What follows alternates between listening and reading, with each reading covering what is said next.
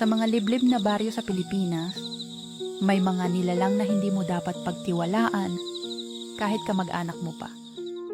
Matagal ko nang di nakita si Lola, pero parang iba na siya ngayon.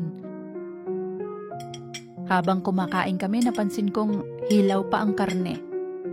Ano po ito, Lola? Tanong ko. Tugon niya. Karne ng manok yan. Sariwa pa. Pero bakit parang may ngipin pa ang laman? Kinagabihan, may narinig akong iyak at ungol mula sa likod ng bahay. Sumilip ako, may kinakain si Lola. Hindi iyon hayop, tao ang kinakain niya. Kinabukasan, bumaba ako sa silong. Nakita ko ang mga buto, balat ng tao, at lumang libro tungkol sa aswang. Lola, isa kang halimaw. Tumakbo ako palayo sa bahay. Pero nasa unahan ko si Lola, lumilipad at nakangisi.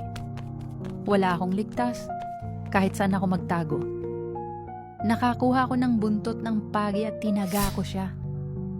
Sumigaw si Lola, naglaho sa usok, pero naiwan ang duster niya sa lupa. Hindi ko alam kung patay na siya o babalik pa.